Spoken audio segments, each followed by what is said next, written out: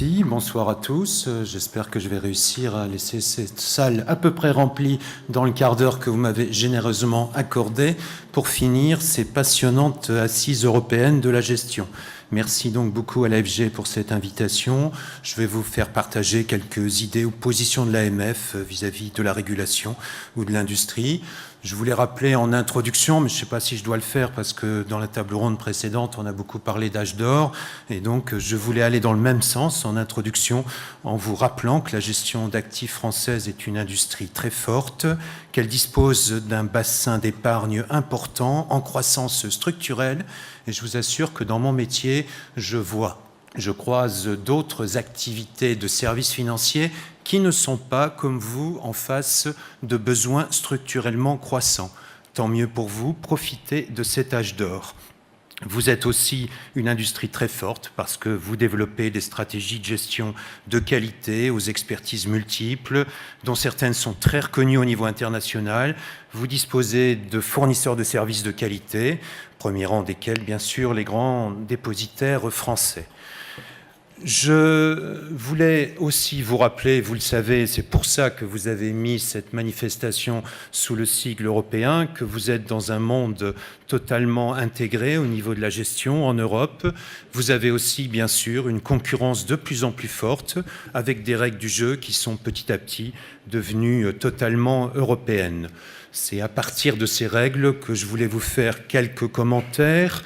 En commençant mon propos, d'abord, ces commentaires sur le cadre réglementaire en vigueur et sur les grands chantiers d'actualité et sur nos sources de préoccupation en tant que régulateur à l'AMF. Et après, je ferai quelques points sur la promotion du régulateur français et comment je vois l'industrie de la gestion aujourd'hui.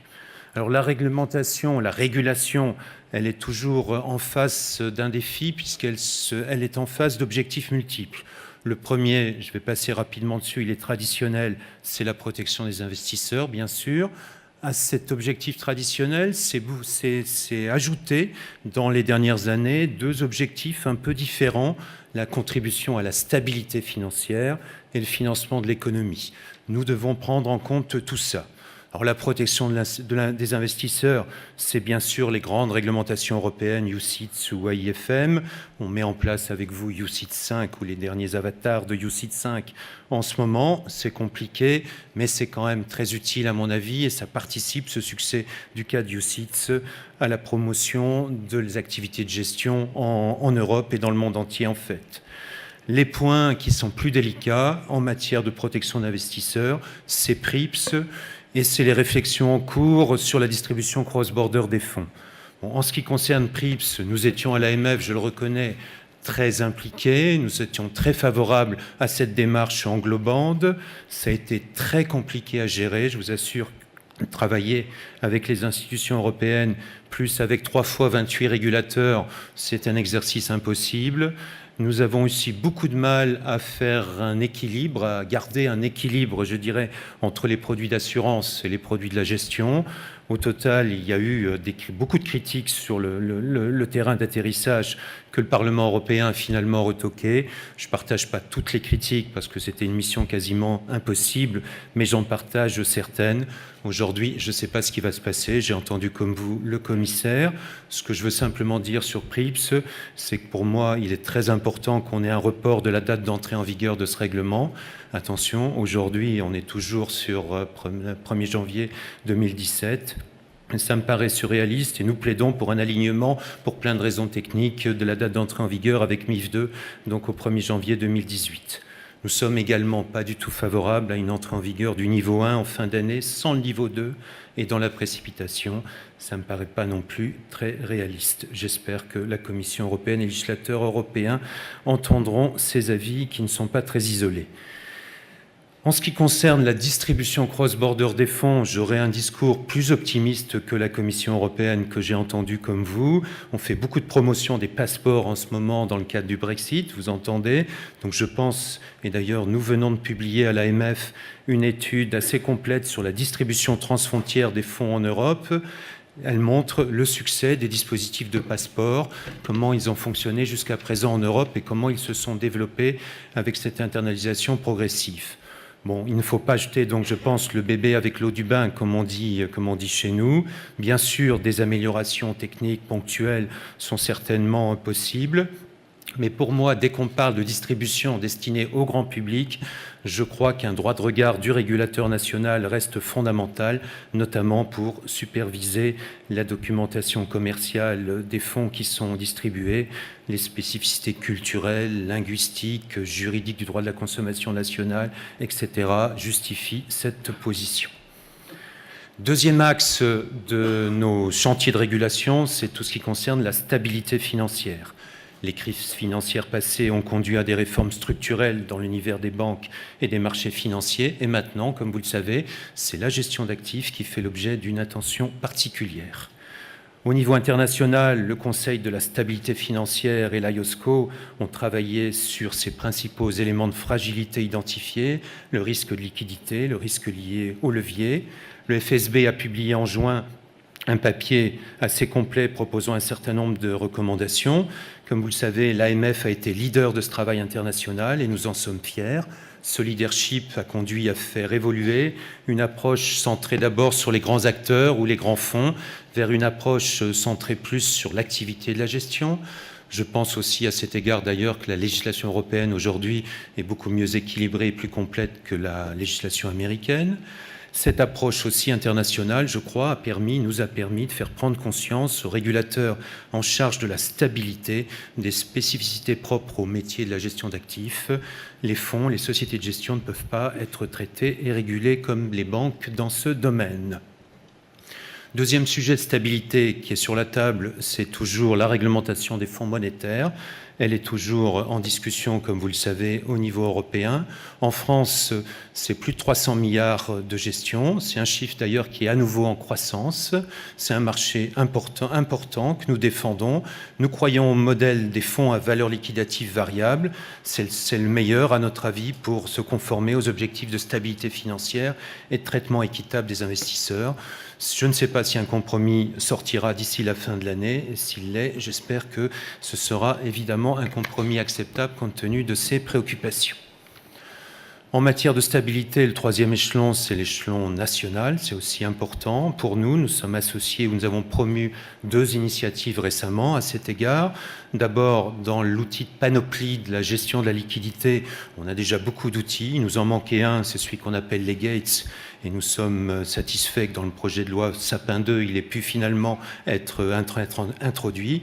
Ce ne sera pas un outil de gestion courante de la liquidité, attention, ce sera un outil en cas de circonstances exceptionnelles uniquement. Deuxième grand chantier français que nous avons poursuivi, c'est la consultation que nous avons lancée au mois de juillet sur les bonnes pratiques en matière de stress test de liquidité. Notre objectif ici, je crois que c'est un travail assez original et assez approfondi, qu'on a fait d'ailleurs en s'inspirant de bonnes pratiques déjà identifiées dans un certain nombre de grands gérants. L'objectif donc, c'est d'accompagner les professionnels en fournissant des illustrations concrètes, des bonnes pratiques ou des recommandations en matière donc de gestion de la liquidité. Troisième axe nouveau, là aussi dans notre champ, je vais aller plus vite dessus, c'est la contribution de la gestion d'actifs au financement de l'économie. Je vais aller plus vite parce que vous l'avez très bien abordé dans la deuxième table ronde. Je suis très convaincu, là aussi, du rôle clé de la gestion d'actifs pour mieux drainer l'épargne vers le financement de l'économie dans un contexte où le rôle des banques est et sera de plus en plus contraint. Je voulais insister sur 2 points. D'abord, nous sommes très fiers d'avoir été les premiers en Europe à agréer les premiers fonds LTIF. Le deuxième, c'est d'insister sur les évolutions récentes qui impliquent les gérants et les fonds dans l'octroi de crédit. Vous le savez, nous avons aujourd'hui en France plus de 40 sociétés de gestion qui disposent d'un agrément ou d'un programme d'activité pour pouvoir investir en sélection de créances dans des fonds. Récemment, nous avons également élargi donc à l'octroi de prêts par les fonds. En échange, là aussi, nous demandons, c'est évidemment par rapport aux banques tout à fait légitime, que les sociétés de gestion qui souhaitent aller sur ces marchés nous présentent des moyens dans le cadre des programmes d'activité substantiels et adaptés, mais également que les fonds en question soient strictement encadrés en matière de levier ou de transformation de liquidité, de maturité, pardon. J'en viens maintenant donc à mon dernier point pour partager avec vous quelques réflexions sur le rôle du régulateur et la promotion de la place. Le rôle du régulateur, d'abord, et si je ne l'aborde pas, vous me reprocheriez ou on me reprocherait la capture du régulateur par l'industrie, qui est vraiment quelque chose que je me dois toujours d'éviter. Un régulateur efficace, donc, premier point, il doit savoir faire respecter le cadre réglementaire en vigueur. Cela comprend une filière contrôle qui est indispensable pour notre crédibilité, qui peut déboucher sur des sanctions et aussi sur des compositions administratives. C'est le settlement à la française que nous sommes fiers d'avoir développé au cours des dernières années. Parmi les sujets qui sont apparus récemment dans cette filière, je voulais en citer 3. La préaffectation des ordres en matière obligataire, le fonctionnement des fonds à formule ou les méthodes de valorisation du private equity. Un régulateur efficace, donc, au-delà de la fonction de contrôle, c'est aussi un régulateur qui s'implique dans la compétitivité et l'attractivité de la place. C'est pourquoi nous avons lancé, et j'ai apprécié que la directrice du Trésor en fasse l'article, les travaux FROG, French Roots and Opportunity Garden, avec l'AFG, sous la houlette de Didier Le Ménestrel. Ces travaux visent à accroître l'attractivité de la gestion française à l'égard d'investisseurs internationaux et à promouvoir les fonds de droit français. Nous avons, dans ce cadre, dressé un bilan très positif des nombreux atouts de la gestion française. Nous avons passé en revue la réglementation française au regard des textes européens qui, comme vous le savez, sont de plus en plus détaillés et précis. Nous avons trouvé, à votre demande, un certain nombre de ce qu'on pourrait appeler de gold plating dans un certain nombre de sujets. Nous y avons travaillé. Nous avons déjà fait un certain nombre d'annonces, par exemple en ce qui concerne le régime dit de pré-commercialisation. Nous avons d'autres chantiers en cours qui vont déboucher très très prochainement, puisqu'en principe, à la fin du mois d'octobre, nous annoncerons sur d'autres sujets, en particulier la classification des OPC, l'affichage des frais, la gouvernance des fonds ou encore les conditions de délégation de la gestion financière. Nous ferons un certain nombre d'annonces. Au-delà donc de ces problématiques réglementaires, nous avons aussi travaillé avec les banques et les gérants sur des sujets très opérationnels et en particulier sur les procédures de souscription-rachat des fonds français. Nous avons déjà des outils très efficaces, mais ensemble, nous voulons porter en plus, en complément, la solution de l'ordre direct avec la création d'un régime d'intermédiaire inscrit pour les parts de fonds qui va être reconnu dans la loi. Merci, là encore, à M. Sapin, deuxième du nom. En dehors de FROG, l'AMF se mobilise pour accompagner d'autres nouveaux acteurs. Elle s'est dotée à cet effet d'une division FinTech, innovation et compétitivité, qui sert à analyser les innovations en cours dans le secteur des services d'investissement, identifier les enjeux en matière de compétitivité et de régulation. Nous avons lancé un programme Agility qui témoigne de la volonté d'AMF d'être une maison agile, attentive à l'écosystème dans lequel évoluent les différents acteurs des services financiers. Pour nous, il s'agit aussi d'accompagner tous les acteurs, gérants, mais aussi acteurs prestataires de services d'investissement, en offrant notamment tous ceux qui réfléchissent à des démarches d'extension d'activité ou de relocalisation, un accès direct à des expertises pointues au sein de l'AMF, contrairement à beaucoup d'autres régulateurs qui intermédient les relations entre eux et avec les acteurs. Nous offrons une granularité de statuts et de règles le plus calibrée possible en fonction précise de l'activité envisagée. Et enfin, un accès au guichet unique AMF-ACPR pour les sociétés innovantes qu'on appelle souvent FinTech. Une autre déclinaison de ce programme Agility concerne le Brexit. Le Brexit, pour nous, c'est forcément une mauvaise nouvelle pour les marchés financiers européens. En même temps, il peut peut-être offrir des opportunités pour la place de Paris. C'est pourquoi nous avons lancé il y a quelques semaines ce que nous avons appelé le two-week ticket, qui permet aux sociétés domiciliées à Londres, ayant obtenu un agrément de la FCA, d'obtenir une sorte de pré-agrément de l'AMF en 2 semaines, avec des interlocuteurs au sein de l'AMF anglophones et une documentation en anglais. Ensuite, le programme d'agrément complété, les acteurs obtiennent un accès au passeport européen dans des délais très compétitifs.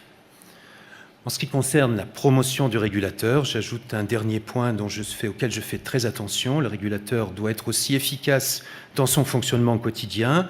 la présence au sein de la direction de la gestion d'actifs pour chaque acteur d'un interlocuteur de référence est importante, surtout s'il est de bon niveau. Les délais particulièrement restreints avec lesquels nous nous attachons à traiter les demandes de l'industrie. Nous sommes par exemple fiers de vous dire que l'année dernière, nous avons agréé 1200 fonds en moins de 17 jours en moyenne. C'est, je crois, en termes européens, j'aimerais bien voir un classement et je pense que je serai le meilleur élève.